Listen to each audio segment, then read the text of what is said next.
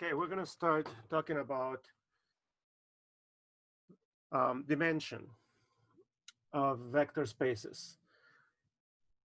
Um, so we're going to have a few definitions and theorems that we are going to talk about. Um, it is very important to be very careful when we are stating definitions and looking at theorems. Every word, uh, for the most part, matters. Um, Math tends to be very efficient as far as writing and reading. Mathematics, which causes us to be very careful, so that an offshot of efficiency is that we have to be very careful because we have to interpret things correctly. Every word counts almost in mathematics. So sometimes that annoys some people because, and sometimes that other people are thankful that things are very, very precise in mathematics. And I think both kinds of people are good um, and necessary. Anyway, let's start with the definition. So we are setting up the definition with vector space, V. And then we have some elements. They're called vectors, but I want to emphasize the word element because sometimes when we think of vectors, we think of the column vectors, you know, and that's not necessarily always the case. We could have a function, for instance, or a matrix, which is a vector in itself. So keep your mind open to any kind of a vector space and any kind of elements in that vector space, which may not be necessarily column vectors. Okay. So the thing we want to define, and we have to be very precise with the definition, is that what we mean by linearly independent vectors or elements in a vector space. So this set of, well, yeah, see, I gotta be very careful. Those elements are linearly independent if um, the trivial zero linear combination is the only zero linear combination of the elements. So what does that mean? Um, yeah, that means that if, okay, so or the last part, if C1 V1 plus C2 V2, so those are scalars times those vectors, those elements in the vector space, plus all the way up to Cn Vn is equal to 0, the only way that can happen is that all of the elements C1 equals C2 equals C3 equals 0. So that is what we mean by linearly independent. If there's a linear combination that is equal to 0, that's what I called a zero linear combination. The only way that that can happen for the elements V1, V2 through Vn to be called linearly independent is if the linear combination was trivial. In other words, 0 times V1 plus 0 times V2, all the way up to 0 times Vn equal. That's the only way we can get 0, by a trivial zeros to start with. Yes. Before we go to some examples, um, so if we have vectors V1, V2, and so forth, Vn, because this is a plurality, there's more than one vectors, then we use the verb in the plural form, are linearly independent. However, sometimes we want to speak about the set of elements. So this is the symbol for set, V1, V2, all the way up to Vn. Now, this is a set, so we use the singular is linearly independent.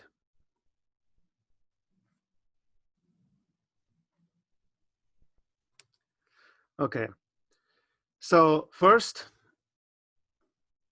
in mathematics, we have to be extremely careful with um, our writing, because if we say things incorrectly, then the idea may not be the correct idea we want to transfer or we want to explain.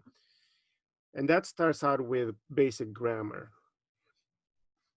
So we're distinguishing the set of elements which are linearly independent versus the elements themselves, which can also be linearly independent. If something is not linearly independent, then we admit a non-trivial solution to the equation. So let me write it down. If um, V1 through Vn are not, and we're going to start using Li for linearly independent. They're not linearly independent. We say V1 through Vn are linearly dependent.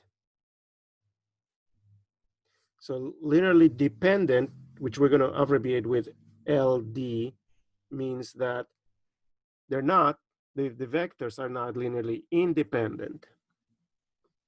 Okay, so what does that mean? I mean, that's just the name we're using, but what does that mean? That means that we admit, or there is, by that, admit, what we mean by that is that there exists a non-trivial zero linear combination. So that is, um, there is a non-trivial linear combination. And non-trivial zero linear combination. Okay, but let's look at some examples. Example 1. Are a 1, 1 and 2, 2 linearly independent or linearly dependent? Question mark. Okay, so here we got two vectors. Can we find a linear combination that equals 0? By that, what we mean is, can we multiply this by something and multiply this by something so that when we add those two products, we end up with a vector 0, 0. So the question boils down to how can we solve, so let's say x 1, 1. You know what, I'm going to stick with c's. I want just c1. Can we have c1 1, 1 plus c2 2, 2 equal 0, 0? Yeah, back here we are talking about vector. So this 0 is not the 0 real number. It means the vector 0, whatever that means. Probably the 0, it's probably best to because that could be misleading when I put an arrow, because then people may be thinking, well, that's a column vector.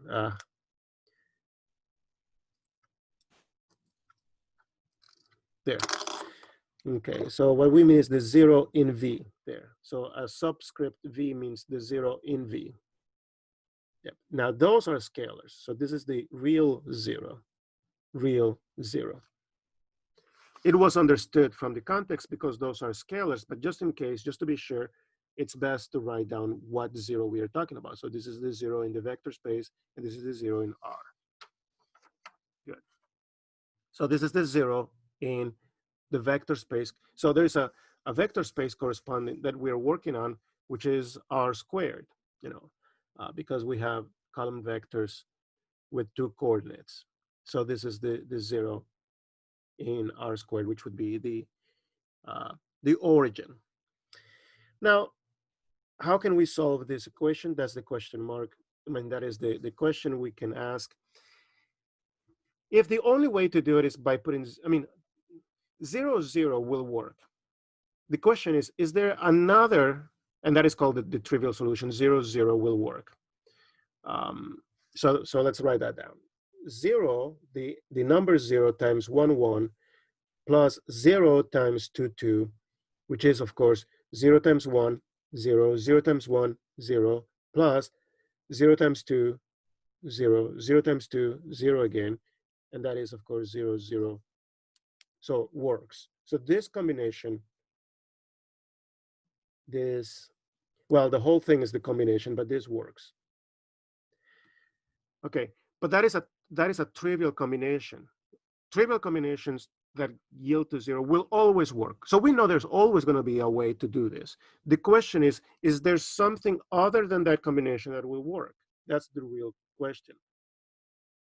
Is there another way? That's the question that we want to ask. If there is another way, then those two are called linearly dependent. If there is no other way, then they're called linearly independent. So is there another way? Yeah, sure. We can make this a -2 and a 1. And usually if there's one way, there's many ways. So note that -2, 1, 1 plus 1, 2, 2 equals, well, let's do it. Multiply the -2 through, and we get -2, -2 plus 1 times that is 2, 2, and that is equal to 0, 0. That's just a scratch that happened. Yeah. And so, so this is a linear combination that is non-trivial, is not 0 and 0. That gives us 0. That means that those two vectors, comma, thus 1, 1 and 2, 2 are linearly dependent. So if we can find a non-trivial combination, the vectors involved are linearly dependent. Now, once you find one, there is many. So that is one linear combination. We could have a 1. Yeah, so this is a side note because it is not necessary to continue adding more. Whenever we are proving something or showing something, do the least that will do the job. That is in general a fact. Because if you do more, we're going to be judged on whether whatever extra we do is accurate or not. Not to mention it is unnecessary. Anyway, so another, but this is a side note. Another way, or actually linear combination, and by that I mean 0 because we want a 0 linear combination. It would be okay. Say you have 1 times 1, 1, and then plus -half. So this is a scalar times 2, 2. So that's going to give us 1, 1 plus, when we multiply through, we get -1, -1. And when we add those two vectors together, we get 0, 0. So if we have one linear combination, then there is more than that one. So those are the constants, constant 1 and constant 2, that I was referring to back here. Is there constant 1 and constant 2 that when we combine those, we end up with 0, 0? And the answer is yes, there's many actually. Yeah. So if there's one at least, then the two vectors are linearly independent. The set containing the two vectors is linearly dependent. Why? Because again, we can find a linear combination that is equal to 0, a linear combination of those two vectors. Example 2. Let's say we have 1, 1. So R 1, 1 and 1, -1 LD, or Li, question mark. Okay, so there is a second problem. So we want to investigate this question. C1, 1, 1 plus C2, 1, negative 1 equals 0, the 0 vector. Now, that's a little v. That's supposed to be a little v. By that, what we mean is 0, 0. So whatever the 0 is in the vector space we're talking about, that is very important to distinguish 0 vector versus the 0 number. And even among different vector spaces, we have different zeros. But right now, we're talking about 0, 0. Okay. We always have the trivial. We take that for granted that if we put 0 here and 0 here, this equation will work. The question is whether there's a different one that will also work, not 0, 0. Okay. So we can expand this and say, well, C1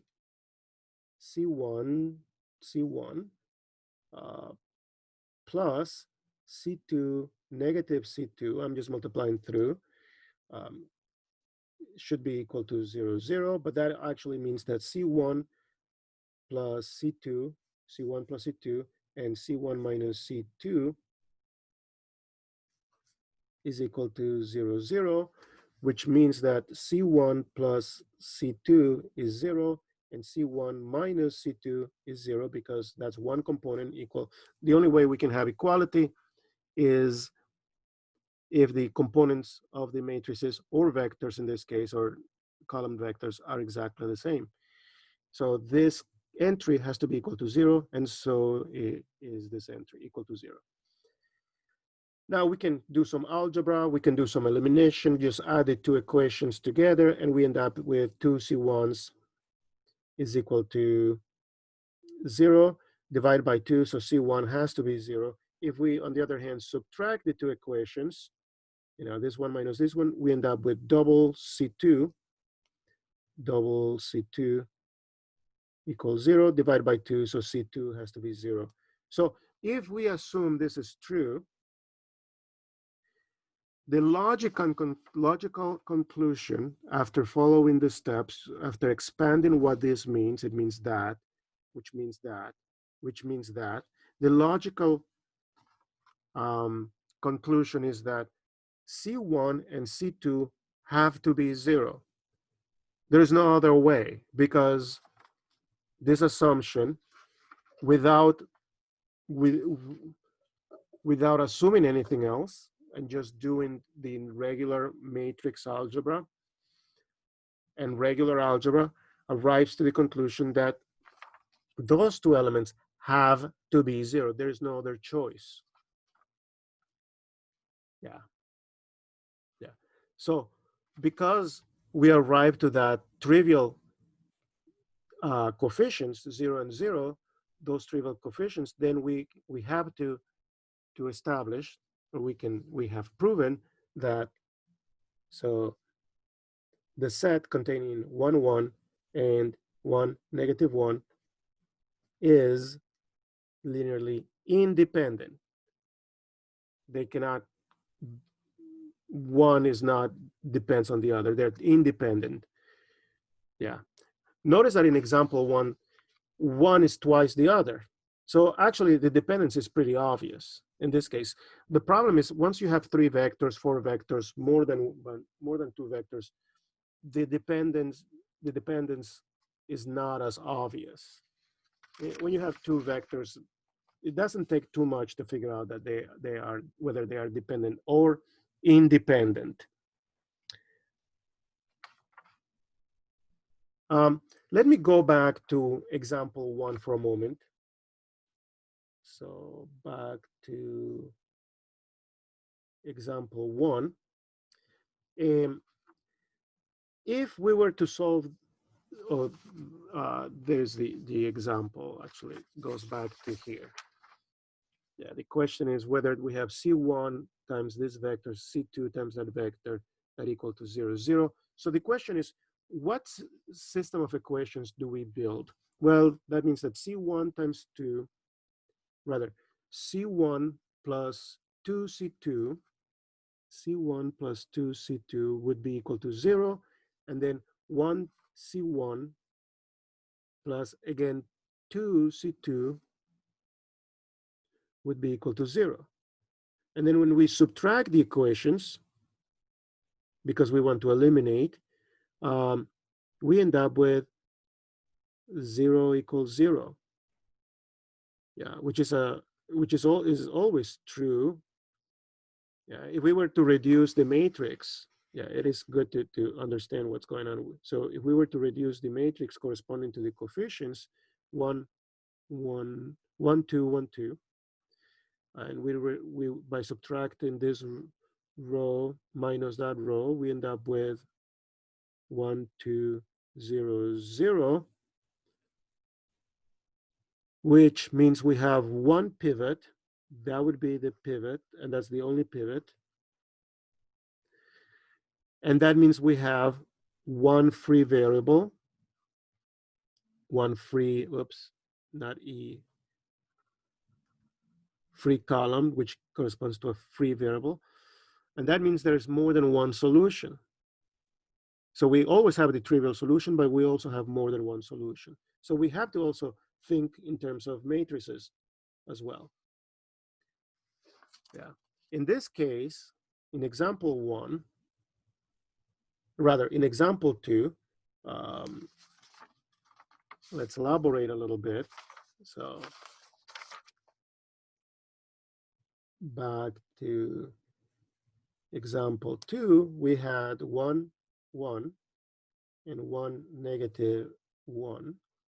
I just want to make sure that's, yeah, 1, 1, 1, negative 1. So when we do a row reduction, second row minus the first row gives us 1, 1, and then 0, negative 2. So we got 2 pivot elements, which means the matrix is invariable. Yeah. So because the dimension of this, or the size of the matrix, is 2. So there's no free variables. That's what we mean to say. There's no free variables, and that means there's only one solution, and the solution has to be the trivial solution. Yeah. So pretend this is A, and we want to find a column vector C. So AC, that would be C1, C2, C3, and so forth. In this case, C1 and C2 equals the 0 vector, because this matrix has pivots, 2 pivots, and no free variables, no free columns. That means that this matrix is invertible. So C would be the inverse times 0, the 0 vector. But anything times 0 is going to give you 0. So that's another way to go about this. The only way is, because remember, the column vector C is the coefficient C1 and C2. The only way you can get 0, or yeah, is if C is 0. Yeah, the only way we can get this combination to be equal to 0 is if C is equal to 0. Yeah. So make sure you know your definition.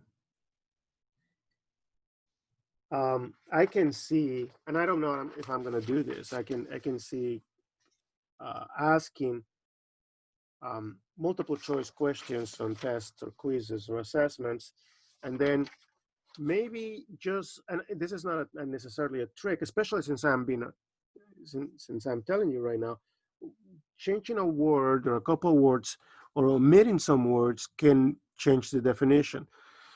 So especially if we are talking about a multiple choice question, please pay close attention to every word in the statement, because changing a word, omitting a word, adding a word can make the statement completely different. And so the definition may not be correct. There is a theorem that we want to establish. A theorem is a fact that has been proven. It's not a matter of opinion, it is a fact. So for instance, there are matters of opinion and then there are matters of fact. A matter of opinion is, uh, for instance, what is your favorite color? Um, and by the way, I learned this from a professor who passed, Richard Paul. Yeah. So I'm just paraphrasing what he had said in the before. Um, he said that there are matters of fact and there are matters of opinion. For example, your favorite color. If your favorite color is red, I cannot. That's an opinion. I cannot talk you into liking blue. What you like is what you like. It's an opinion. Um, but if we say, and I think Richard Paul used with somebody else used this example, water boils at 100 degrees at a certain altitude. Well, that's easy to test. That's a scientific fact. It's not an opinion, and we can test it every time because you put water, you put a thermometer, and you start heating up the water, and when it reaches 100 degrees Celsius, it starts boiling. You can actually observe the fact. So, so that is a fact. Now, in mathematics, we have facts which are not um, necessarily experimental, as in physics or chemistry. They're facts that are arrived to by logic. Boy, that was a long statement. So a theorem is a fact that has been proven, and many people have actually seen the proofs and have established the validity of the fact. It's not a matter of opinion, it is a fact. So whenever we say theorem, um, there is no doubt about it.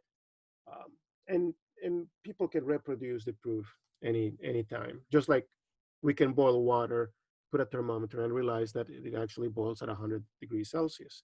Um, of course, altitude, I believe, has something to do with it. So maybe at different altitudes, we may be off, or atmospheric pressure. But generally speaking, you can test, and we're going to be 100 degrees Celsius before we get to boiling water.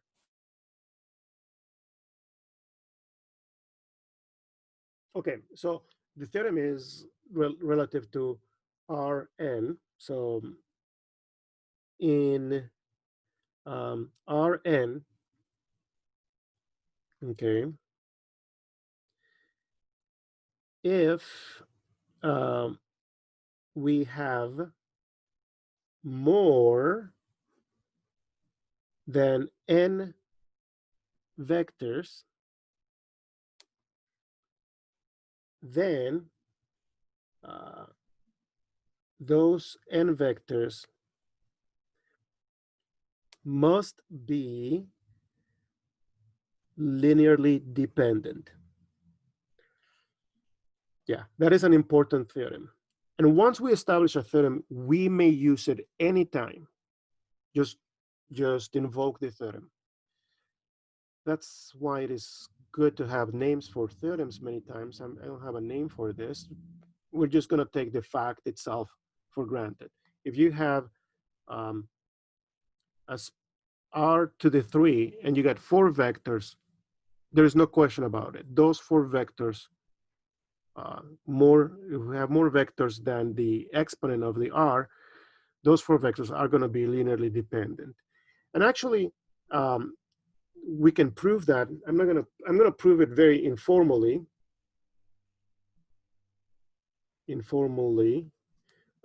So what we want to establish is that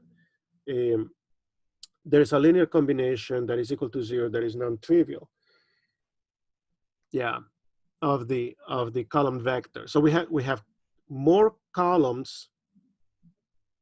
Let me think. Yeah, we add more columns, so more than n vectors, and by that we mean column vectors.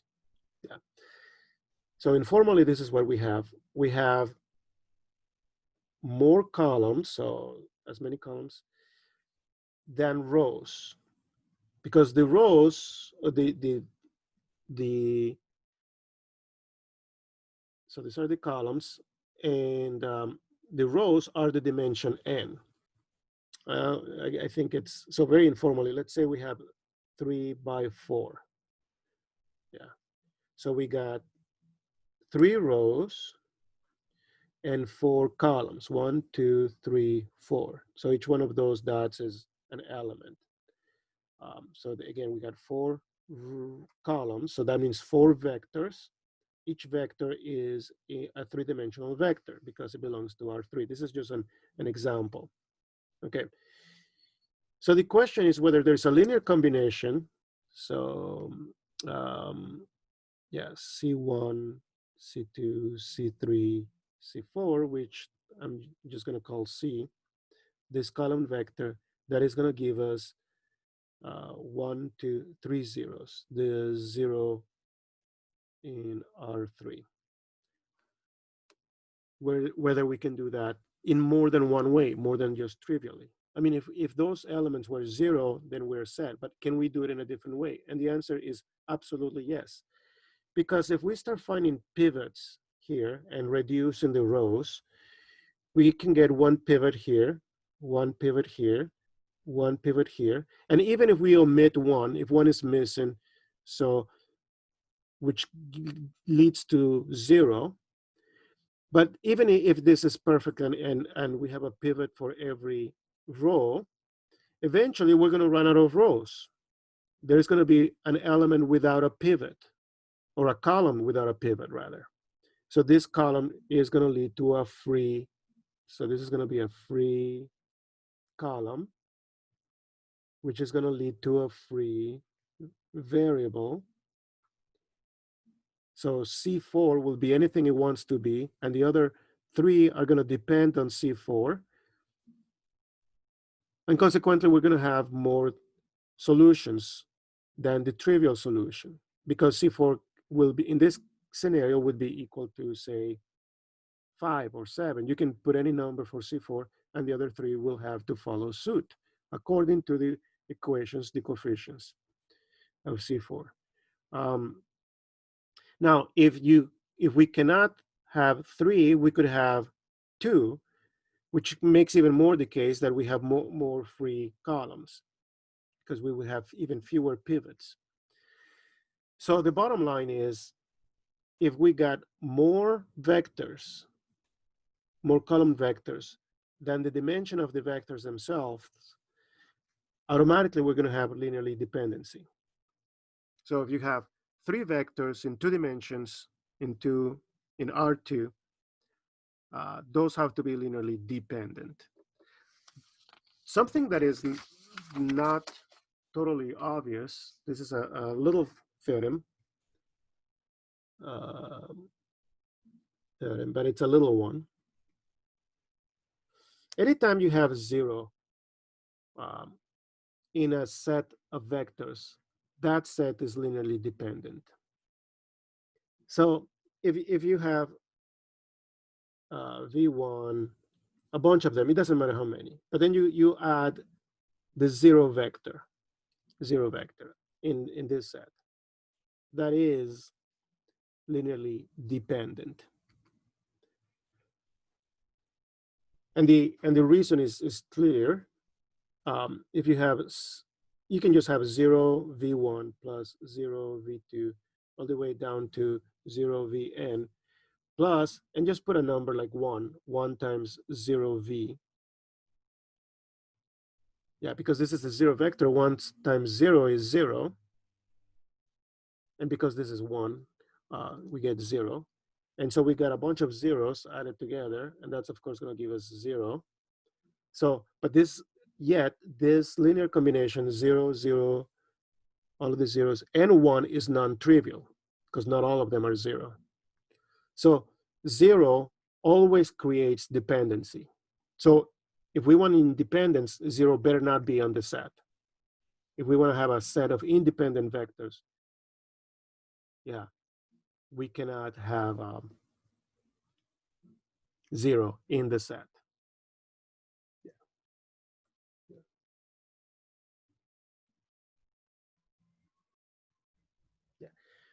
We're going to formally define the span So this is a definition. Let V1, V2, Vn be elements of a vector space V. Okay. The span of V, oh, the span of the elements V1 through Vn is equal to the set C1 V1 plus all the way up to Cn Vn, such that C1, C2, C3, all the way up to Cn are real numbers, or are in the set of real numbers. So that really means that the span is the set of all the linear combinations of the vectors. You know, so you have V1 and 2V1 and 3V1 and 5V2 and all, and then added together, that also gives all of them. Yeah. Yeah. So it populates a big set. Let's look at some geometric examples. So 3. Yeah. Let's say you're in 2 dimensions and you got a vector here. Yeah, let's call that little v, little v1. What is the span of v1? Well, it will be this vector plus twice that. Now, this vector can be thought of as this. So twice that would be this. 3 times would be that. -1 would point this way. -2 this way. 1.5 would be this. 2.5 would be there. A half of the vector will be there. -1/2. But then we also have a quarter. And as you can tell, this is expanding the entire line. So the span of V1 is this line. Example 4. So this is a very geometric example. Let's say V1 is here and V2 is just a little farther, not necessarily double, but just a little farther on the same line. So they're collinear with the origin. So this is V1 and V2. So the span of the set V1 and V2 would be whatever this is and multiples of it, plus whatever that is and multiples of that. Well, if you add this vector with this vector, you get another vector. Because they're both already in the same direction, you're going to get more of the same direction. So we're going to end up with the same line. So the span of V1 and V2, if they are linearly dependent, is just going to be the same as the span of V1, which is the same as the span of V2. So writing the span of V1, V2 is redundant. It is not efficient. And we want to be as efficient as possible. And it would be more efficient to use this one or that one, but not both, because that is redundant. And the reason why they're redundant is because there is linearly dependency. So we really want to focus on sets that are linearly independent while they're spanning a particular subspace.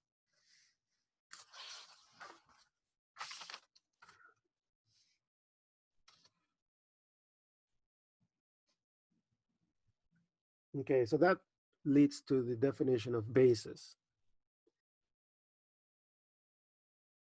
Definition. So a basis, a basis. Notice that I'm using article A instead of the. See, again, grammar is super duper important in mathematics. That implies that there could be more than one base for any vector space. So yeah.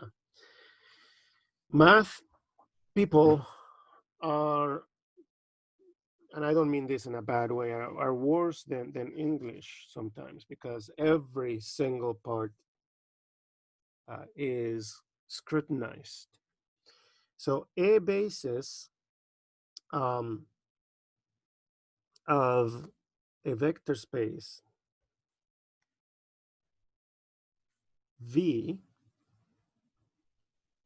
is a, oh, this is an interesting word, um, a set. I'm going to put a parenthesis, a blank parenthesis, and I'm going to talk about this in a moment. So a basis of a vector space V is a set V1, Vn of elements of V such that um, V is equal to the span of those elements, V1, Vn, but there is no redundancy. And, so there must be an and, very important, and V1, Vn is linearly independent. There is no redundancy. So this set generates all of V, but at the same time, there's no redundancy. In that case, we have a basis. Recently, I was reading a book by Strang, and I noticed that he used the word sequence. So I'm going to put that there, and that is due to, I don't think I have seen that before. He used sequence. And that's by, the first time I saw it myself, I don't know if somebody did it before, but is by Strang. And again, I'm not claiming he did it first. I don't know. I don't know that. But I have not seen it before personally. So that's why I'm stating that. And there is a difference between a set and a sequence. A sequence has order in it. So once we establish who V1 is and who V2 is, they are stuck in that order. A set doesn't have to be stuck in that order. You can move the elements around. You cannot change the elements, but the elements can be in any order. So there's a difference between sequence and set. If you use either one, you should be okay. I prefer personally set, because, and I think there are good reasons why we should use set. I can see why also there may be good reasons to use sequence. So I don't necessarily put one above the other. I'm just very used to sets. So a basis is such a set that produces everybody, that spans all of the vector space, but at the same time, there is no redundancy. Yeah. So again, students, when we get to this kind of mathematics courses, they many times they diverge. Some students appreciate the precision of the writing, and they're very happy to see that. And some students are turned off by it. They are more pragmatic. They just want to find solutions, because they want to find many solutions. In mathematics, oftentimes we have to not only find solutions, but actually elaborate on the solutions. Other people want to find many solutions because their problems are more complicated. Um, we need both kinds of people. I'm not putting one above the other at all. We do. I mean that. Yeah. Anyway, let's look at some simple examples. Um, example 5. Okay, the set containing 1, 0 and 0, 1 is, so this set is a basis of R squared, period. So that is true. Give me any element in R squared. Say, so as an example, e.g., 5, 7. Can I write it as that? Yeah, 5 times 1, 0 plus 7 times 0, 1.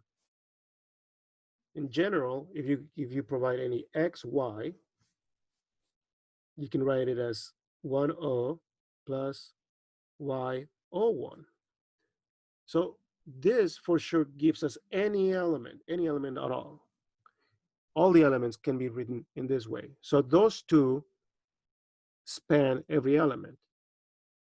But then we have to say more about that. Those two are not redundant. They're not linearly dependent. Why? Because the matrix containing those columns, which is a nice matrix, already has rank 2, which means it is invertible. This is a very invertible matrix, is the identity. And consequently, there's no free variables, no free columns, and there's no more solutions. The only solution for a combination equaling 0 is 0, 0. 0, 0 is the only way to get 0, 0. There's no other way because of that. So this matrix, which is made up by those columns, has no free columns, columns. So the only solution to C1, 1, 0 plus C2, 0, 1 equaling 0, 0. I have to finish the sentence on a new page. So the only solution to that equation is C1 equals 0, comma, C2 equals 0, which is exactly what independence means. That there's no other solution to that equation. So yes, 1001 is a basis. Why? Because every number can be written as every vector can be written as a linear combination of those two. In particular, x, y can be written that way. Sometimes we put a, b instead and just replace x and y with a, b. Same thing.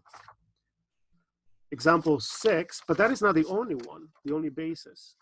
So example 6, let's say we have 1, 1 and 1, -1. Is that a basis? It is a basis of R squared. So for instance, if I want to, what is the vector here that as an example, 5, 7 in example 1. So as a simple starting example, can I write 5, 7? Can we write 5, 7 as a combination of 1, 1 and 1, -1? So some numbers here that will cause to get 5. So let's see, C1 plus C2 is 5. But C1 minus C2 would be 7. If we add, we get 12. So C1 has to be 6. And if we subtract, we get -1.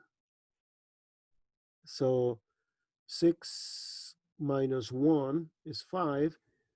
6 minus -1 is 7. So that works. But doing 1 is not sufficient. We have to do them all. So if we have A, B, is there a linear combination of 1, 1 and 1, negative 1 that will give us AB in general? And I think we have done this extensively before, but let's do it again. So we want two constants. Let's label them as constant 1 and constant 2, so that constant 1 plus constant 2 is equal to A. And constant 1 minus constant 2 is equal to B. So when we add that together, we get A plus B over 2.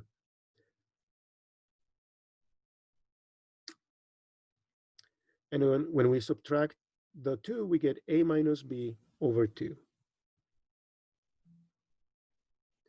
So are there constants? Sure, this constant. So this proves, well, we should write it down.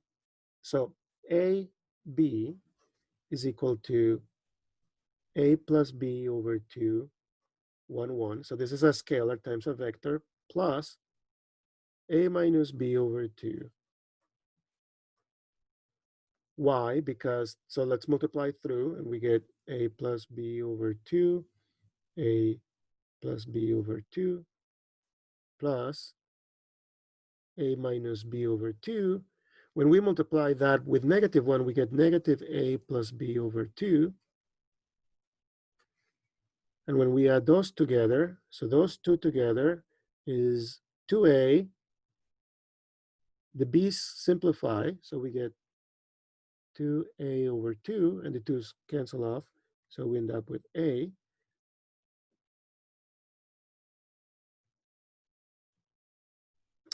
Probably if we wanted to prove this, let's not assume this yet. Let's start with that. So this is the starting point. We want to end up with A and B. So here the 2's cancel, A.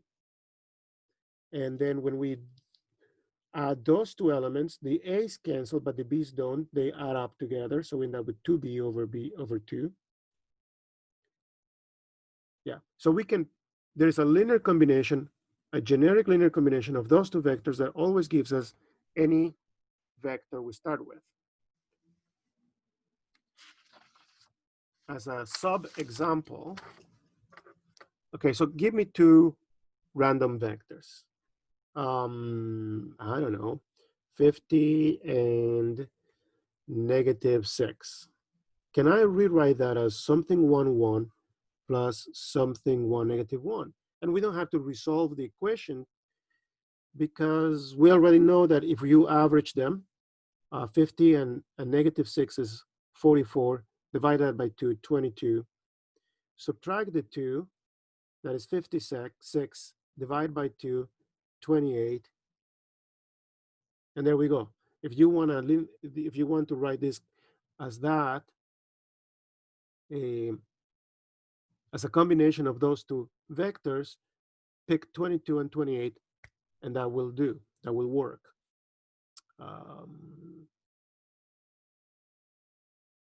22 plus 28 is 50. I'm just double checking. 22 minus 28 is negative 6. Yep, that works. Okay, so again, we're just going to restate the fact that 1, 1, comma, 1, negative 1 is a basis of r squared. But in the previous example, and 1, 0, comma, 0, 1 is also a basis. So the article a in grammar means that there could be more than one.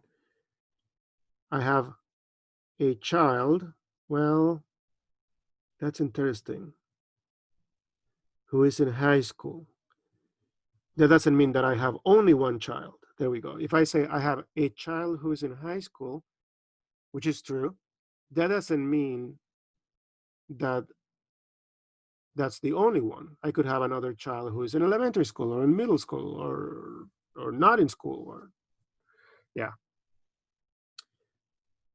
So A in this context means that there could be more than one. And in fact, there's more than one. There's this one and this one. Wait a minute, I did not show that they're linearly independent, did we? So we got to come back and show that. So I don't think we did show that those are linearly independent. All we proved is that we can generate, so the span of those two is all of R squared because we can come up with everything. So I'm a little ahead of the game here when I already said again that this is a basis. But that's okay. I'm going to stick with this, and then we're going to come back and show independence is a basis of R squared. So those two are bases. Now, can we rewrite 50 negative 6 using those? Sure. 50 negative 6 is 50, 10, plus negative 6 times 01. So what is well, this is a little nicer because I don't have to do any computation. 50 and negative 6 are the coefficients of this linear combination. That's it. I don't have to do any computations. Here I had to figure out the average. So there was more work involved here.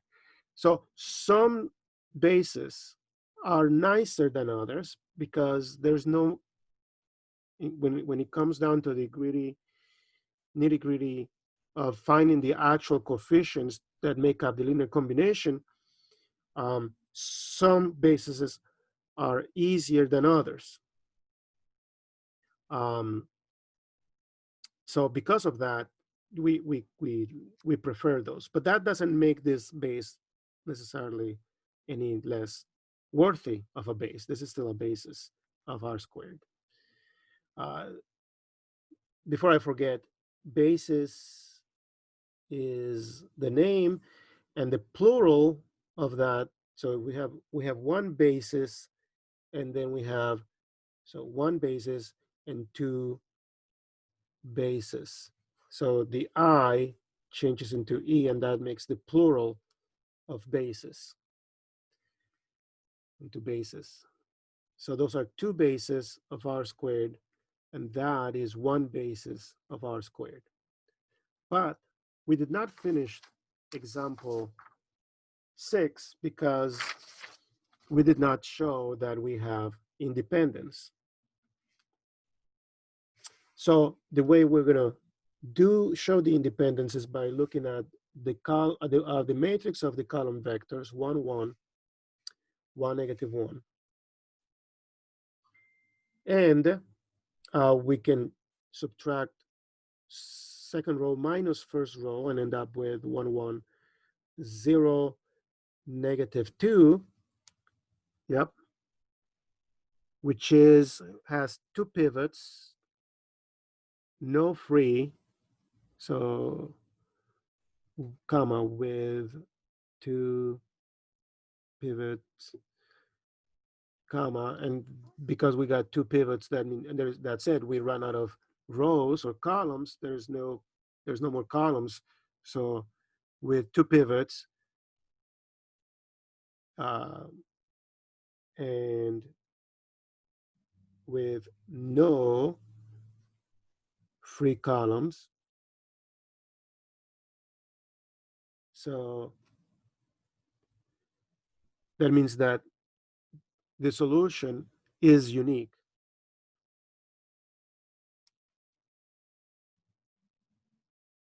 Unique.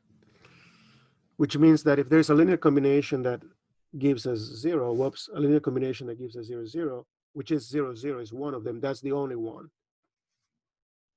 Yep. So if C1, 1, 1 plus C2, 1, negative 1 equals 0, 0, then C1 has to be equal to C2, which has to be equal to 0. That's what unique means. There's only one solution in this case. So 1, 1, 1, negative 1 is linearly independent. Remember, for a basis, we have to have two requirements. The span of the elements in the set has to be the vector space, and they have to be linearly independent. The elements have to be linearly independent. Yeah, in order to have a basis.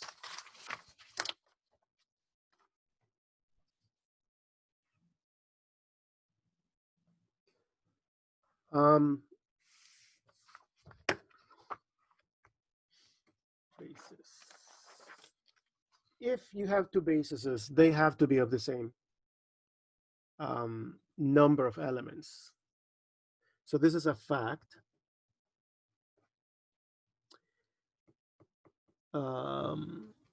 Two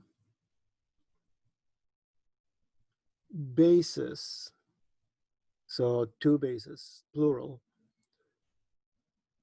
of a vector space V must have the exact same number of elements. So bases are not unique. You could have more than one. But they do have something in common. They all have the same number of elements. This fact is so strong, we call it a theorem. So a theorem is a fact, it's something that has been proven without any doubt, universally accepted, that it does have a lot of uses. So so I'm going to call it theorem. Theorem. Yeah. If you have two bases, or more than two bases, three bases, by extension, the same is true. If you have more than two bases, then all of the bases have the same number of elements. Whenever you compare two bases, they have the same number of elements. So once you have one base, then you know the minimum number of elements you need to produce all of the vector space. By the way, the number of elements on the base is what we call dimension. So we have a definition. The number of elements of a base. Oftentimes I use the letter B, the curly, for base B. So B would be a set with elements V1 all the way up to Vn. Okay, so the number of elements of a base B, the number of elements of a base B is what we called dimension. So we are defining what dimension means.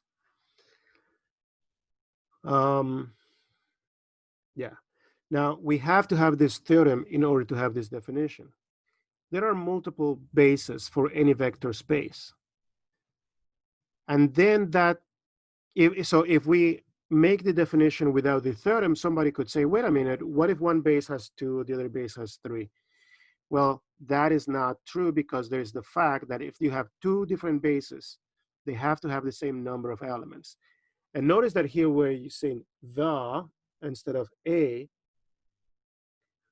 so the indicates there's a one in this context, in this sentence. There's one number. That number is unique. There's no more than one number. There may be multiple bases, but the number is the same. So back in here, when we gave examples 5 and 6, this basis is not the same as the basis, this one. However, they both have two elements, 2, 1, 2. This one has 2, 1, 2. So the dimension of r squared is 2 because there is a basis, and all you need is 1. There's a basis with 2 elements. Because if you find another base, that base is also going to have 2 elements. That's what this theorem says. why is the theorem true? Um, I'm not gonna go through details because you can probably find details in other sources, but the bottom line is this. Um, if you assume there are two bases of different sizes, eventually we end up with a matrix with say n rows and m columns. And if we got more columns than rows, if we start combining the two bases, and one of them is longer, let's say there's more columns, say m is greater than n. Okay, so there's more columns than rows due to the fact that one basis rather has more elements than the other. Then when we start doing the reduction of the matrix, we're gonna end up with one, ones, ones, da, da, da, one. But because there's gonna be more columns than rows, eventually we're gonna run out of rows and we're gonna have at least one more, if not more, free columns. So if m is greater than n, that leads to at least one free column, and that leads to multiple solutions,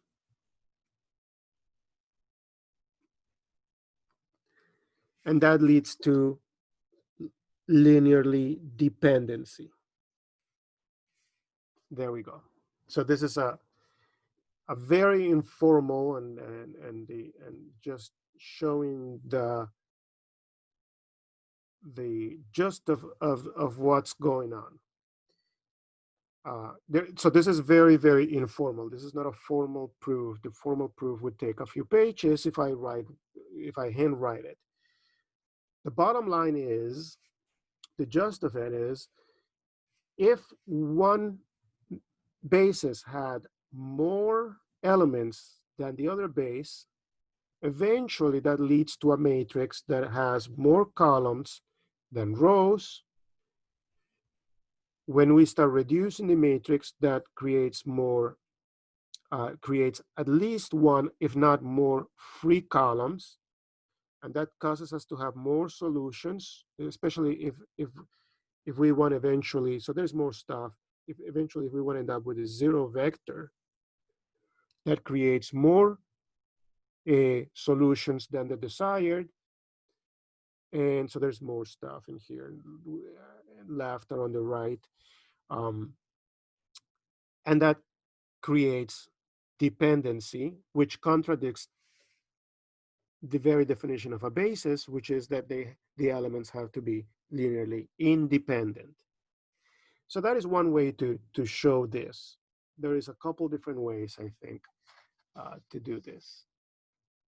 And just to give credit, again, the place where I read this kind of a proof was at Strang book. So I just want to make sure I give credit to the person. I didn't come up with that proof myself.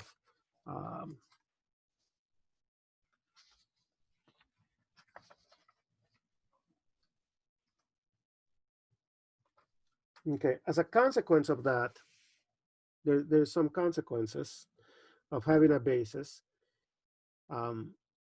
Yeah. Once we establish a basis, then every element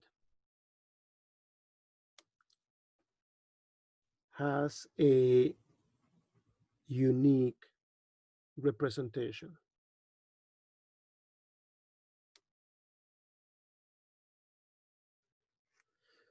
Once we establish a basis of V, sorry to interject this here, of V, then every element in V has a unique, very important representation. And here we have to say up to order of the basis. Yeah, and here's where, remember when we wrote the definition of,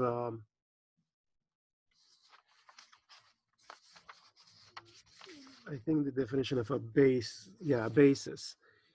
Set versus sequence makes a difference. Let me show you why. Okay, so example 7. We know that 1O, let's take it with something simple, and O1 is a basis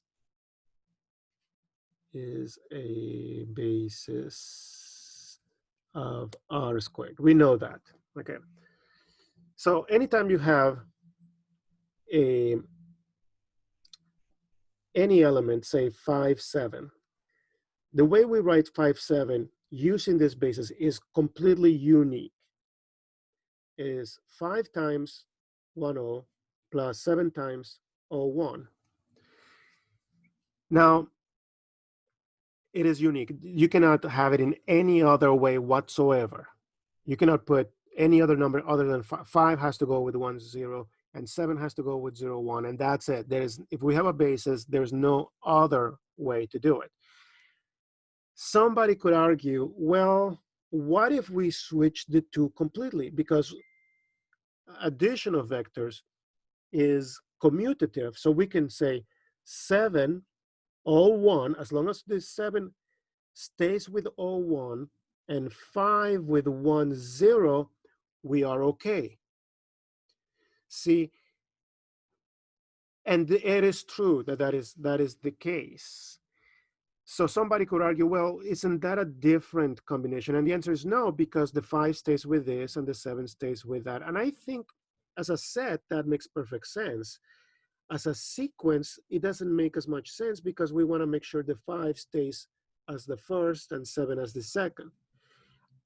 I think both are correct as long as we are aware that if we are using sets, we could rewrite the combination in different order. So if we have 3 vectors, we can rewrite the combination in 6 possible ways. If we have 4, we can rewrite the vector in 24 different ways. And somebody could say, well, that is not very unique, is it? As a combination of elements in a set, yes, it is unique. As just the numbers themselves, then it is not unique, because somebody could say, well, that looks like 5, 7, but this one looks like 7, 5. But yeah, because we're reversing. I don't think, and I don't mean to confuse you either. It's a matter of how we write things. If the order is important, then we have to use sequence and we have to stay with one order. If the order is not important, then we have to use set, the set of elements as opposed to the sequence of elements. And the order does not matter. As long as we are aware, it does matter in the sense that the 5 goes with 1 O and 7 goes with O1. Again, please, I don't mean to confuse you. There's a couple different ways of thinking of a basis as a set or as a sequence.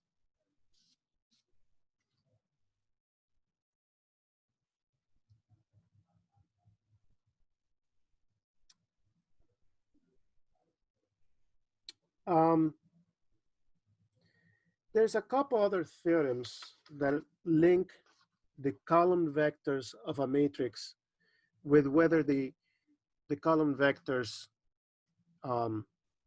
form a basis of a vector space or not. I'm going to let you, read those in different sources, perhaps.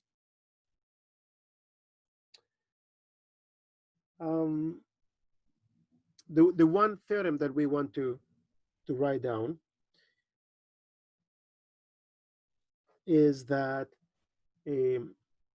however, is that the number of pivots, the pivot columns, so there's 3 things. pivot columns of a matrix A form a basis of the space spanned by the columns of A. Okay, so the pivot columns of a matrix A, not the reduced matrix, mind, A as is, without reducing it, form a basis for the span of the column vectors of A. That's one fact. There's three facts that we want to put in this theorem. Form a basis. Yep, I just want to make sure that is there. The second one, the second fact of the same theorem, so there's a second bullet. Had I been planning this ahead, I would have put all of them in one page instead of 2 pages. The pivot rows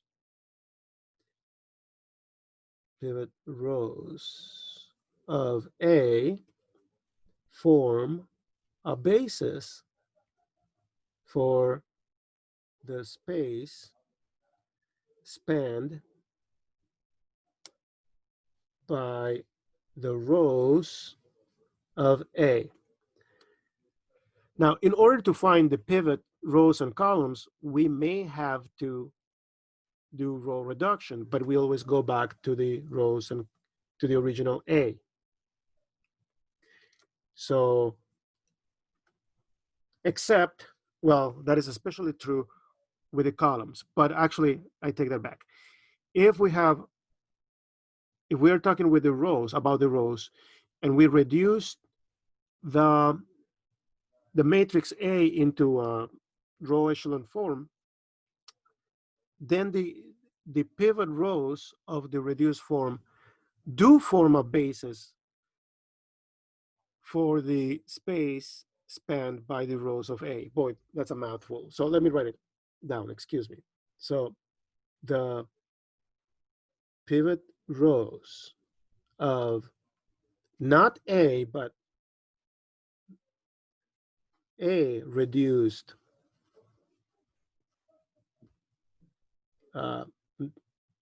matrix of A form a basis for the space spanned by the rows of A. Okay, let's do an example because this is really confusing the way it's written. 8. Okay, let's look at I'm trying to think what size of a matrix we want to have. Okay, so 1, 2, 3, 5, 7, 9. Oh, okay, let's look at this. I was actually going for something else, but it's okay. So the columns, what did I say in the first part of the theorem? Just want to make sure. The pivot columns of a matrix A form a basis of the space spanned by the columns of A. Okay, so this matrix, well, actually the columns, let's split that into 2 problems. First, let's talk about the columns, and then we're going to talk about the rows. So part A, let's talk about the columns. The columns span a space. What space is it? Well, it's hard to tell just by looking at the columns. If we reduce, I know there's going to be a free variable here, which means one of the columns is going to be dependent on the other because there's more columns than rows. So this is in R2. The columns are in R2, and we got three vectors. That means that they have to be linearly dependent. That's one of the first theorems we saw in this video. But it could be that two of them are dependent on a first one. We don't know. So let's row reduce this. Okay, so let's take the second row and take away 5 times the first row. So 1, 2, 3, 5 minus 5, 0. 7 minus 10, negative 3. 9 minus 15, negative 9 minus 15, negative 6. Okay. We can just, to make this nicer, we can take the second row and multiply it by negative 1/3. So we end up with 1, 2, 3, 0, 1, 2. And actually, we can take that away. We can take row 1 minus twice row 2. So we have 1, 0, negative 1, because 3 minus 2 times that is negative 1. And then we still have 0, 1, 2. Okay. Now the columns where we have a pivot value are the ones that generate the space of all of those columns. So not those columns necessarily, although in this case it is the same, but not necessarily. So don't stay with those. Those two generate the space spanned by those three. And this one is not needed. Those two are the ones that we need. This one is redundant. In other words, you can get this one by combining those two somehow. So this one is redundant. We only need those two. Why? Because there's pivot numbers in those two columns, which correspond to those two columns.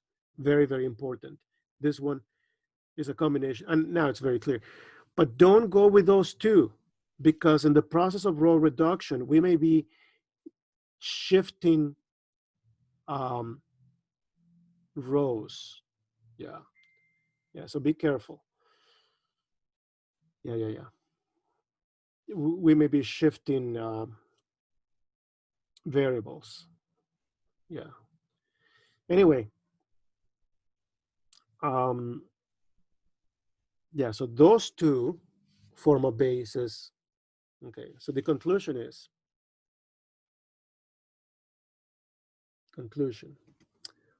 the set containing 1, 5 and 2, 7 span the space generated by all three, 1, 5, 2, 7,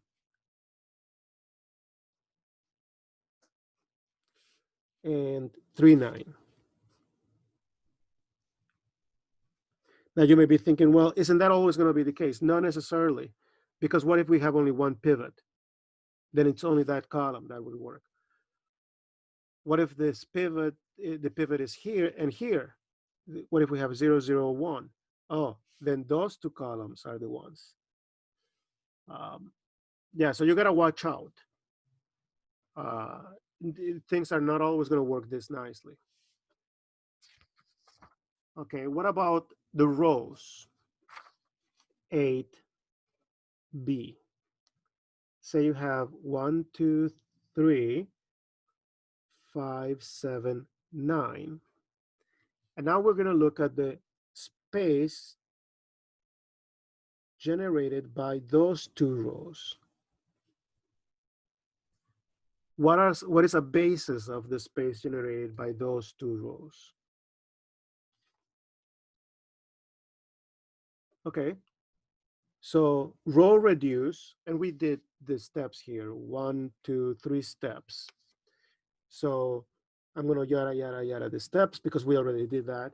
And we're going to end up with 1, 0, negative 1, 0, 1, 2. So after reduction, we get that. All right. It turns out that those two do generate the space generated by those two. So here it is, when we are talking about rows, and since we're applying row operations, the space generated by those two is the same as the space generated by those two, completely, absolutely. But with the columns, it is not true that the space generated by those two is the same as the space generated by those two necessarily. In this case, it is because, again, the space generated by those two is not necessarily the same as the space generated by those two necessarily. In this case, it was a coincidence that they are, but it's not always the case.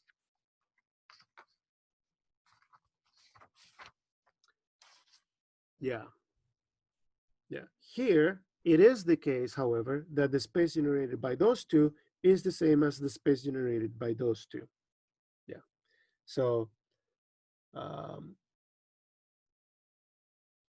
so 1, 0, negative 1 as a vector, and 0, 1, 2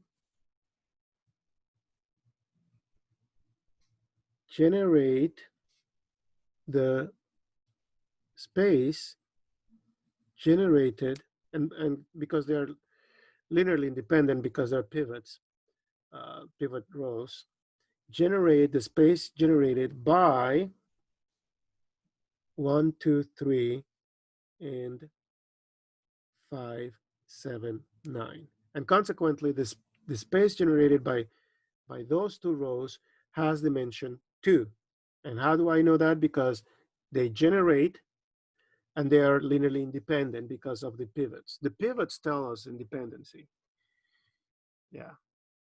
Which means, back in this example 8a, that those two, well, those two are linearly independent, just those two, but this one is not linearly independent when we have the three together.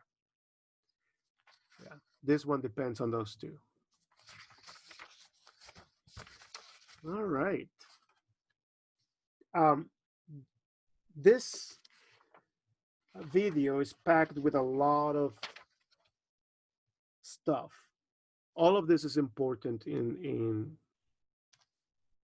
linear algebra.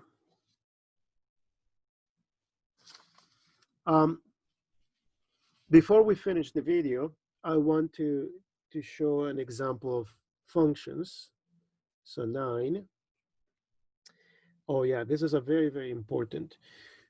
So let's say you have f1 or y1, it's up to you, of x equal to x, f2 equal to x squared. Are they linearly independent or not? Those are functions. They're not column vectors. They're not in Rn. The question is, are they linearly independent? So Li or Ld, question mark. Okay, remember independence. So independence means that C1F1 plus C2F2 equals 0 can only be achieved if those two are zeros, the scalar zeros. Now this 0 really means the 0 function. Now, as obvious as it may seem, it is important to remember that the 0 function, if we graph the 0 function, is this guy. It's on top of the x-axis.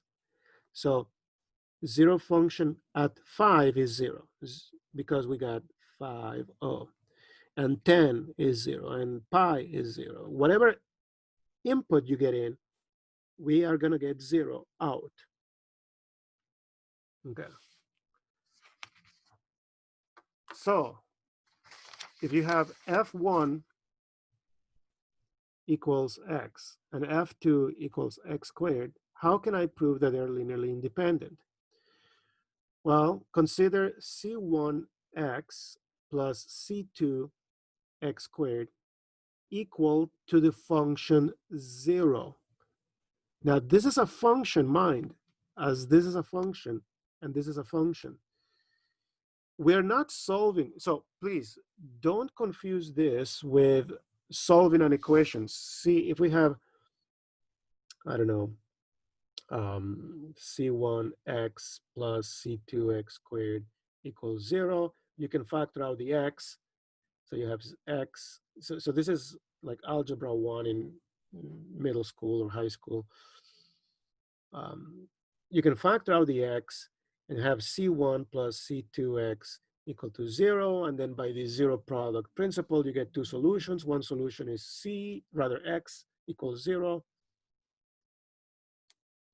And the other solution is equal to, what is it? Negative C1 over C2. We're going to assume that C2 is not 0. This is not what we're doing. This is not at all what we are doing. Not at all. Please don't mix algebra 1, even though we do use occasionally that when we are solving a system of equations, and we're doing elimination. This is not it. This is a completely different animal. This is a function, and those are two functions. Yeah, so whatever number we plug in, we get 0. So let's plug in. I don't want to plug in 0 because then it becomes obvious. So again, this is a function, and this is a function with domain, both of them with domain of all real numbers. Okay, so if we plug in 1 for x, and that's just one way to go about this, if x equals 1, then we have C1 plus C2 equals 0.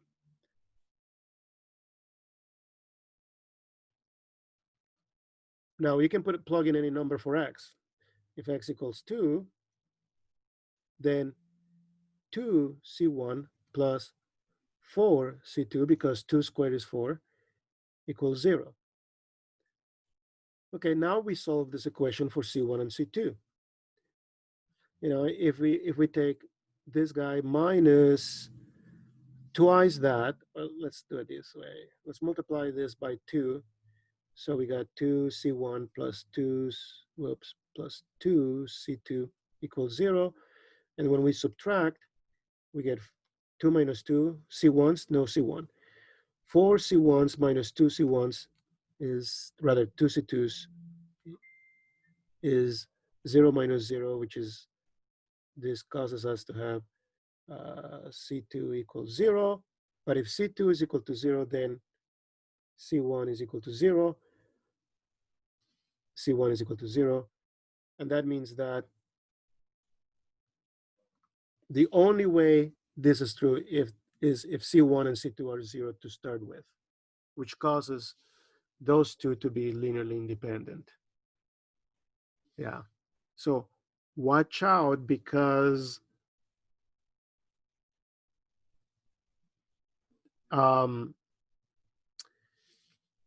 those are vectors in the vector space of functions, which is not, like r squared or r cubed. They're not column vectors. There's different kinds of vectors in a different vector space. Yeah, yeah.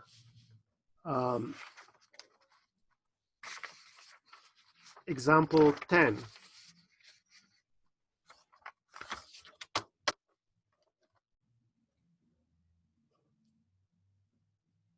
Show that e to the x and e to the 2x are linearly independent. They are linearly independent. But that's not so obvious. Plug in 1. The equations plugging in 1 and 2 in the previous example were easy because all you get is 1, 2, and 4. Here, if we plug in 1, we get e and e squared, and it's not, we can still do it the same way, but it's not as obvious. So assume we want to get to the conclusion that C1 and C2 are 0 if we assume that C1 e to the x plus C2 e to the 2x is equal to 0. Again, plugging 1 and 2 would work, but in this case, the equations are not going to be as friendly. So what we are allowed to do, since all of those are functions, is to take derivatives. Do d dx across the equation. So what is the derivative of e to the x? Well, e to the x, and this is a constant that stays with it. Derivative of e2 to the x is 2 e to the 2x. And the derivative of 0 is 0. Now, the beauty of doing this is that then we can subtract one minus the other. It doesn't matter which one. We can subtract this way. This one minus that one. And notice that those two will vanish. And we have 2 C2s e to the 2x minus 1 C2 e to the 2x. So C2 e to the 2x is equal to 0. Now, an exponential function never, ever, ever, never, ever, ever is equal to 0. So e to the 2x is never 0. So that means we can divide by it. So C2 equals 0 over e to the 2x, which is never 0, that's 0. Since C2 is 0,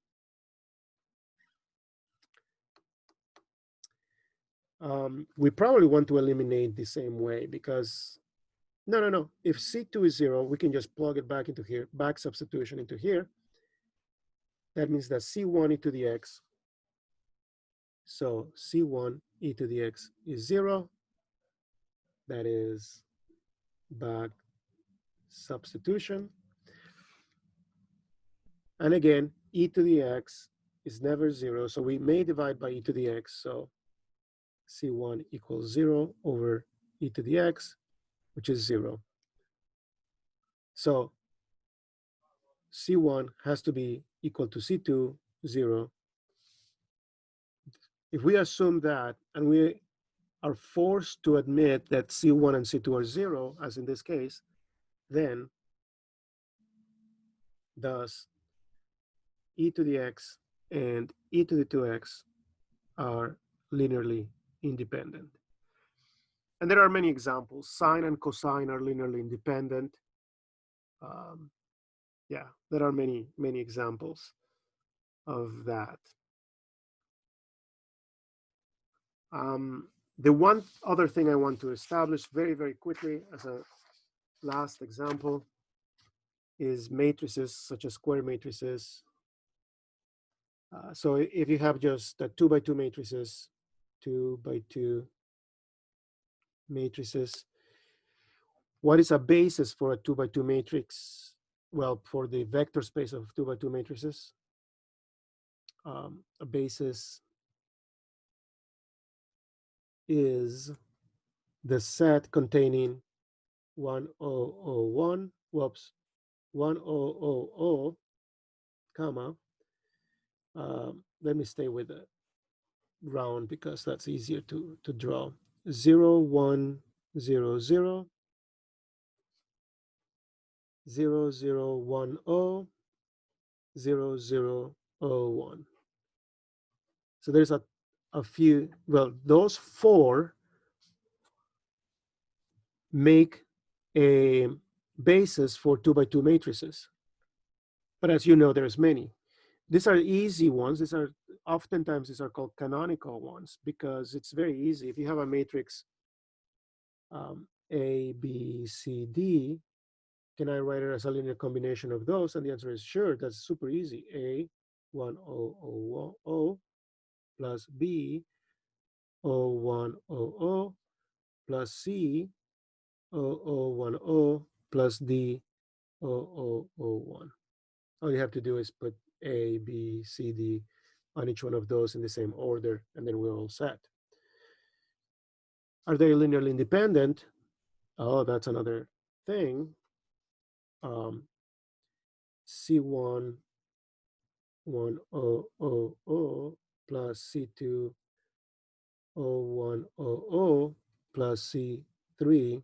So we start out with this.